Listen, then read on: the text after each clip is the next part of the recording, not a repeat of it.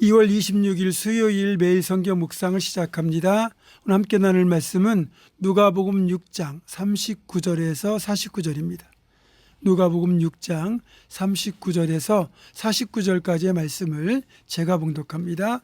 또 비유로 말씀하시되 맹인이 맹인을 인도할 수 있느냐? 둘이 다 구덩이에 빠지지 아니하겠느냐? 제자가 그 선생보다 높지 못하나 무릇 온전하게 된 자는 그 선생과 같으리라.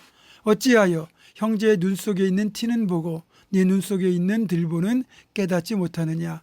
너는 내 눈 속에 있는 들보를 보지 못하면서 어찌하여 형제에게 말하기를 형제여 나로 네 눈 속에 있는 티를 빼게 하라 할 수 있느냐? 외식하는 자여 먼저 네 눈 속에서 들보를 빼라. 그 후에야 네가 밝히 보고 형제의 눈 속에 있는 티를 빼리라. 못된 열매 맺는 좋은 나무가 없고 또 좋은 열매 맺는 못된 나무가 없느니라. 나무는 각각 그 열매로 하나니 가시나무에서 무화과를 또는 찔레에서 포도를 따지 못하느니라. 선한 사람은 마음에 쌓은 선에서 선을 내고 악한 자는 그 쌓은 악에서 악을 내나니 이는 마음에 가득한 것을 입으로 말함이니라. 너희는 나를 불러 주여 주여 하면서도 어찌하여 내가 말하는 것을 행하지 아니하느냐? 내게 나와 내 말을 듣고 행하는 자마다 누구와 같은 것을 너희에게 보이리라. 집을 짓되 깊이 파고 추추를 반석 위에 놓은 사람과 같으니 큰 물이 나서 탕류가 그 집에 부딪히되 잘 지었기 때문에 능히 요동하지 못하게 하였거니와 듣고 행하지 아니하는 자는 추추 없이 흙 위에 집 지은 사람과 같으니 탕류가 부딪힘에 집이 곧 무너져 파괴됨이 심하니라 하시니라. 아멘. 오늘 본문의 강조점은 주님의 제자로서 올바른 제자의 길을 가기 위해서 스승 되시는 주님을 닮아가고 배워가고 성장하여야 함을 말씀하고 있습니다. 주님은 그 중요성을 맹인이 맹인을 인도하는 것으로 비유하여 설명하고 있는데요. 맹인이 맹인을 인도하면 어떻게 되겠습니까? 주님의 비유대로 둘 다 구덩이에 빠지는 위험한 상황이 발생하게 될 것입니다. 이건 진짜 중요한 것입니다. 잘못된 지도자와 그것도 모르고 무조건 따라가는 사람도 있을 경우 모두 망하는 겁니다. 이단과 사이비에 빠진 사람이 다른 사람을 거기에 또 끌어들이지 않습니까? 92년도 휴거설이 극성일 때 담임 목사 부부가 휴거설에 빠지니까 교회 전체가 풍비박산되는 것을 직접 보았습니다. 따라서 목회자를 포함한 우리 리더들에게는 성도들을 바르게 인도해야 될 책임과 의무가 있습니다. 사실 성도들의 성장 여부가 목회자의 그릇을 판단하는 지표죠. 절대 성도나 이 양의 무리는 담임 목사 이상으로 성장할 수가 없습니다. 달리 말하면 제가 목회자로서 부지런히 제 자신을 성장시켜야 아울러 우리 성도들도 함께 자랄 수 있다는 거죠. 만약에 제 크기보다 더 성장할 수 있는 성도가 저의 한계 때문에 성장을 못하면 그건 전적으로 저의 책임이며 또 그런 성도는 결국 이 한계를 견디지 못하고 더 큰 성장을 이룰 수 있는 교회로 옮겨가게 됩니다. 그러니까 적어도 이 부분에 있어서만큼은 제 책임이 무겁다는 거죠. 목회자는 부단히 성장하고자 노력해야 되고 또 우리들 자신도 성장하기 위하여 스스로 애써야 되고 여러분도 목회자들이 더 성장할 수 있도록 도와주셔야 됩니다. 그래야 함께 성장할 수 있기 때문입니다.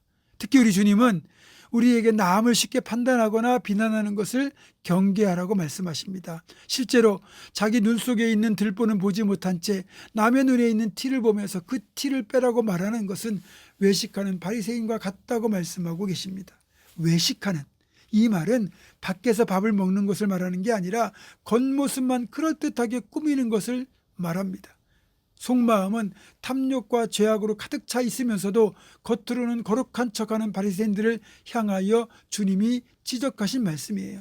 주님 앞에 꾸밈 없이 있는 모습 그대로 정직하게 나아가는 것이 최상입니다.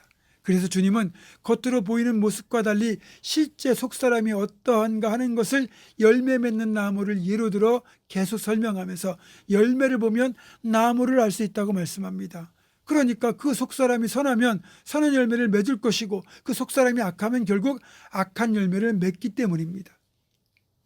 알곡과 가라지의 비유에서도 원수가 가라지를 뿌리고 가지 않습니까? 그런데 어느 정도 자라기까지는 알곡인지 가라지인지 몰라요. 그런데 결과적으로 보면 긍정적인 말, 선한 말, 평화의 말을 내는 사람은 알곡인 거죠. 선한 나무라는 거예요. 반대로 부정적이고 악하고 비방하는 말을 내는 사람은 가라질 가능성이 큽니다. 이런 사람일수록 심령의 밭을 개간할 필요가 있습니다. 마지막으로 우리의 믿음이 최종적으로 증명받는 것은 고난과 시련을 만날 때 드러나게 되어 있습니다. 우리가 믿음의 기초를 얼마나 단단하게 하느냐에 따라서 고난과 시련 앞에서 결과가 확연하게 달라질 수밖에 없거든요.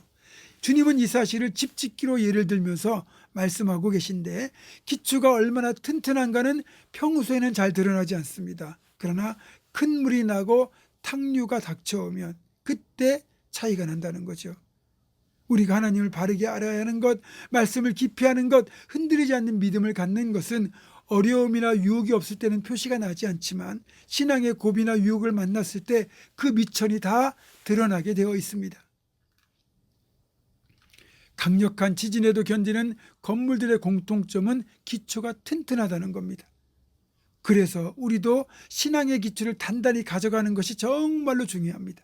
여러분이 새벽마다 기도하는 것도 기초를 튼튼히 하는 귀한 일이고, 성경을 읽고 말씀을 묵상하는 것도 기초를 튼튼히 하는 일입니다. 평안할 때 미리 기초를 튼튼하게 해서 어려울 때 그 어려움을 이겨낼 믿음의 저력을 길러대는 우리가 되기를 주님의 이름으로 축원합니다. 기도하겠습니다. 고마우신 아버지 하나님, 우리가 주님을 따라가는 주님의 제자로서 정말 바르게 주님을 따라가게 도와주시고, 날마다 영적으로 성장하는 사람 되게 도와주시고, 남을 판단하지 않고 정직한 사람 되게 도와주시고, 무엇보다 믿음의 기초를 단단히 하여 어떤 유혹과 고난에도 아버지 능히 이기고, 그렇게 주님께 더욱더 나아가는 믿음의 사람이 다 될 수 있도록 인도하여 주옵소서.